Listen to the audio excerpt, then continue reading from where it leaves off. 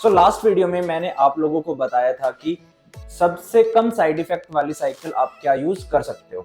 But जो cycle थी वो बल्किंग के लिए थी। उस साइकिल के साथ आप ऑन स्टेज खड़े नहीं हो सकते हो, आप कॉम्पीट नहीं कर सकते हो। जो कंपटीशन होता है उसके भी फेसेस होते हैं, जैसे प्रिपरेशन, एक प्रिपरेटरी फेस होता है जहां पर हम अपने मसल मास को ग्रो करते हैं। हम एक बल्किंग फेस में जाते हैं, अपना ओवरऑल वेट को बढ़ाते हैं। बट जब बात आती कंपटीशन की, सो वहां पर हम हमारा जो फैट परसेंटेज है, हमारा जो वाटर परसेंटेज है, हम सारी चीजों को कम कर देते हैं। सिर्फ और सिर्फ वर्क करते हैं हमारे मसल मास के ऊपर कि मेरे को मसल मास वहां पर दिखाना है सबसे ज्यादा, सबसे डिफाइंड और हार्ड एक श्रेड लुक मेरे को स्टेज के ऊपर दिखाना होता है। सो आज की वीडियो में मैं आप लोगों को बताऊंगा कि बिगिनर हो, इंटरमीडिएट हो या फिर आप एडवांस हो, कौन सी साइकिल आप चला सकते हो, कौन कौन से ड्रग्स को, सोल्ट को एडमिनिस्ट्रेट अपनी बॉडी में कर सकते हो। सो अगर लास्ट वीडियो मेरी नहीं देखी जहां पर मैंने बल्किंग के लिए साइकिल बताई है, सो लिंक डिस्क्रिप्शन में आप जाकर देख सकते हैं। एंड स्टार्ट करते हैं आज की वीडियो को। तो सबसे पहले बात करते हैं बिगिनर की, जिनका की पहला कॉम्पिटिशन ये होने वाला है। जिन्होंने बल्किंग अपनी कर ली है, जिन्होंने सिर्फ अब कुछ टाइम बचा है, 1 महीना 2 महीने 3 महीने बचे आपके कंपटीशन के, कि अब आपको अपनी बॉडी में से वाटर को आउट करना है, अब आपको अपनी बॉडी में जो फैट परसेंटेज है उसको कम करना है, एंड आप कैटाबॉलिक स्टेट में जाने वाले हो, कैलोरी डेफिसिट में आप जाने वाले हो।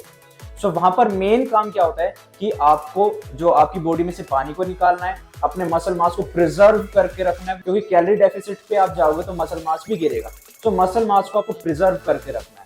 सो मेन जो हमारा फोकस रहेगा मसल मास को प्रिजर्व करना है, एंड उसके साथ साथ आपकी बॉडी में से पानी को कम करना है। अभी मैं सिर्फ और सिर्फ आपको एनाबॉलिक्स के बारे में ही बताऊंगा, मैं मेडिकेशंस के एंड सप्लीमेंटेशन की तरफ नहीं जाऊंगा। जैसे कि कंपटीशन के टाइम पर जो बॉडी बिल्डर्स वो क्या यूज करते हैं, डेरोटेक्स को यूज करते हैं, एंड T3 है, इंसुलिन है, क्लैन है, काफी सारी मेडिकेशंस को एंड उसके साथ साथ सप्लीमेंट्स को यूज करते हैं। बट मैं आज सिर्फ आपको बता रहा हूँ एनाबॉलिक्स आप कौन कौन से यूज कर सकते हो कंपटीशन से पहले। सो बिगिनर के केस में आप क्या ले सकते हो, टेस्टोस्टेरोन प्रोपाइनेट एंड उसके साथ साथ माइस्ट्रोन प्रोपाइनेट। यहाँ पर प्रोपाइनेट में क्यों बोल रहा हूँ, क्योंकि जब हम कंपटीशन की बात करते हैं उस टाइम पर हम कैलोरी डेफिसिट पे होते हैं, एंड यहाँ पर हम लॉन्ग ईस्टर को अगर यूज करते हैं, फॉर एग्जाम्पल NN32 या फिर साइपोनेट को यूज करेंगे, सो वो धीरे धीरे अपना टेस्टोस्टेरोन रिलीज करेगा। बट प्रोपाइनेट क्या करेगा, 2 दिन 3 दिन में ही वो अपना टेस्टोस्टेरोन को रिलीज कर चुका होगा।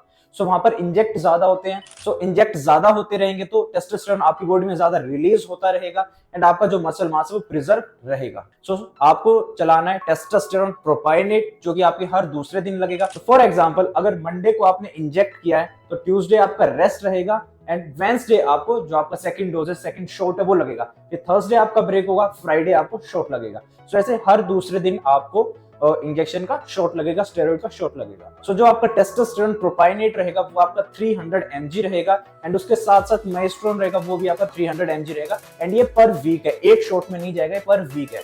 एंड यहाँ पर प्रोपाइनेट का रीजन क्या है, क्योंकि जो प्रोपाइनेट है शॉर्ट एक्टिंग ईस्टर या फिर शॉर्ट रिलीजिंग ईस्टर है, जो कि आपकी बॉडी में 2 से 3 दिन में अपना जो टेस्टोस्टेरोन है या फिर जो भी उसके साथ सोल्ट है उसको रिलीज कर चुका होगा। एंड अगर यहीं पर मैं लॉन्ग ईस्टर यूज करता, लॉन्ग रिलीजिंग ईस्टर यूज करता, जैसे कि NN8 है, साइपोनेट है, या फिर कोई और भी लॉन्ग रिलीजिंग ईस्टर उसको यूज करता, तो वो धीरे धीरे अपना टेस्टोस्टेरोन या जो भी वो सोल्ट है वो रिलीज करता।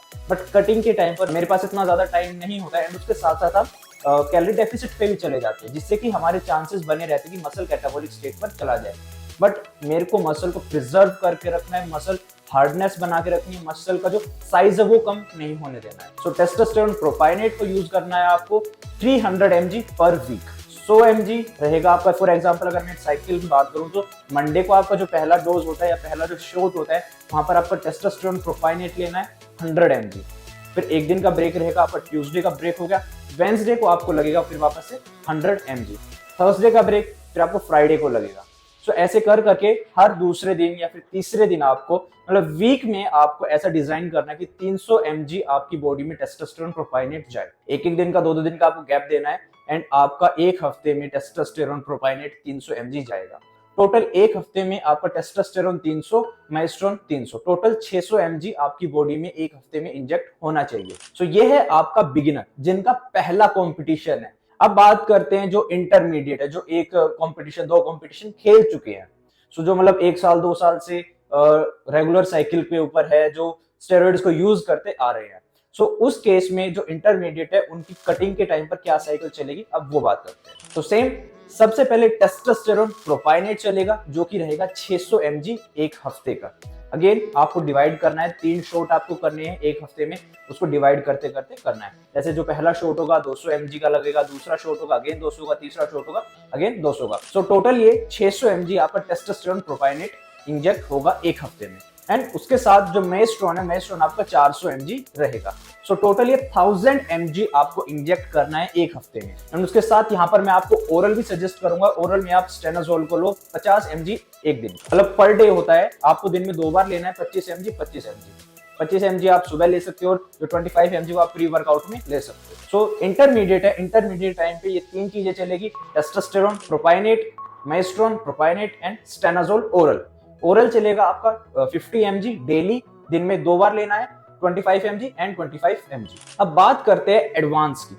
अब एडवांस में कौन आता है, जो 4, 5, 6 कंपटीशन खेल चुके हैं, उस केस पर आपको क्या यूज करना है।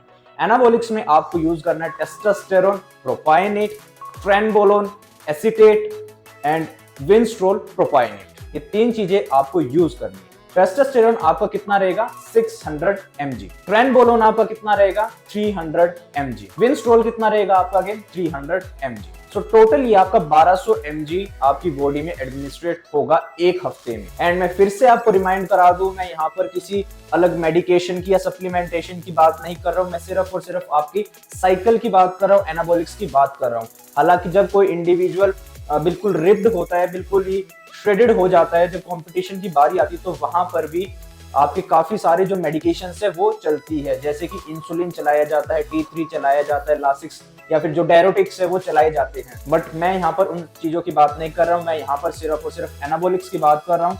तो अगर कोई एडवांस लेवल का एथलीट है, एडवांस बॉडी बिल्डर है, जो एक हफ्ता है, उसमें टेस्टोस्टेरोन प्रोपाइनेट 600 mg चलेगा, ट्रेनबोलोन आपका 300 mg चलेगा एंड विनस्ट्रोल आपका, इंजेक्टेबल की बात कर रहा हूँ, ओरल की बात नहीं कर रहा हूँ, इंजेक्टेबल विनस्ट्रोल आपका जो चलेगा 300 mg चलेगा। एंड इन सारी चीजों के साथ साथ आपको अपनी डाइट के ऊपर सबसे ज्यादा ध्यान देना पड़ेगा। एंड जब बिल्कुल ही कॉम्पिटिटिव फेस आ जाता है, बिल्कुल ही आखिर के 2 हफ्ते 2.5 हफ्ते आ जाते हैं, सो वहां पर आपको अपनी डाइट में पानी को भी कट डाउन करना पड़ेगा, इलेक्ट्रोलाइट्स को भी कट डाउन करना पड़ेगा। सिर्फ एनाबॉलिक्स आपको पेपर थिन स्किन नहीं देगा, वो मस्कुलरिटी नहीं देगी, वो जो मस्कुलर हार्डनेस है, मसल हार्डनेस है, डेफिनेशन वो नहीं देगी। आपको एक्सरसाइज के ऊपर भी वर्क करना पड़ेगा, अपने रूटीन के ऊपर वर्क करना पड़ेगा, अपनी डाइट को ट्रैक करना पड़ेगा कि कितनी कैलोरीज आप कंज्यूम कर रहे हो, कितना प्रोटीन ले रहे हो, कितना कार्बोहाइड्रेट, कितना फैट, कितना वाटर, कितना आपके बॉडी में सोडियम पोटेशियम क्लोराइड जा रहे हैं, कितने इलेक्ट्रोलाइट्स आप कंज्यूम कर रहे हो। सो बिल्कुल जब कंपटीशन की बात आती है, उस टाइम पर नमक को कट डाउन कर दिया जाता है, पानी को कट डाउन कर दिया जाता है, सिर्फ और सिर्फ आपको प्रोटीन एंड फाइबर चलाया जाता है। सो एनाबॉलिक्स ठीक है, आपको सपोर्ट करेगा एक हद तक, काफी ज्यादा इंपॉर्टेंट है, बहुत ज्यादा सपोर्ट करेगा, बट उसके साथ साथ आपको डाइट, आपका वर्कआउट, आपका रेस्ट, सारी चीजों के ऊपर वर्क करना पड़ेगा।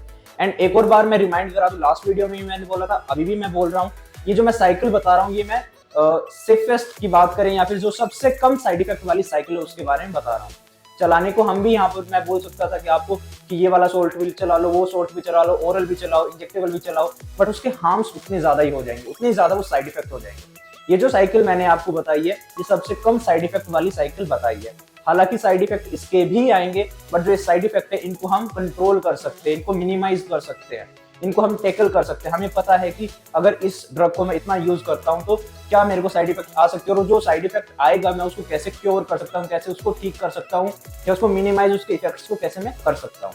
तो अगर आप अपने कॉम्पिटिटिव फेज पे हो, कटिंग करना चाहते हो ऑन स्टेज, अगर आपका जो टाइम आ गया है कि अब आपने बल्किंग प्रॉपर हो गई है, सारी चीजें हो गई है, अब ऑन स्टेज वाला टाइम है, सो इस साइकिल को आप चला सकते हो। अगर आप बिगिनर हो सो आपको टेस्टोस्टेरोन के साथ मेस्ट्रोन चलाना है, इंटरमीडिएट हो तो टेस्टोस्टेरोन, मेस्ट्रोन एंड जो आपका स्टेनाजोल है ओरल, वो चलेगा।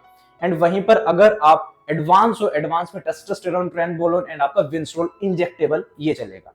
एमजी मैंने आपको बता दिया, ईस्टर मैंने आपको बता दिया है कि हफ्ते में कितनी बार इंजेक्ट करना है, वो मैंने आपको बता दिया है। सो अगर आप लोगों ने बल्किंग साइकिल वाली वीडियो को नहीं देखा है तो लिंक डिस्क्रिप्शन में आप जाकर देख सकते हो।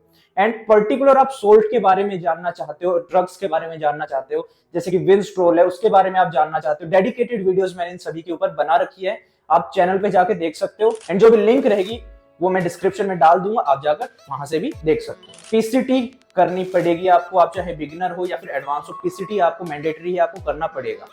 1 महीने की एटलीस्ट आपकी पीसीटी रहेगी।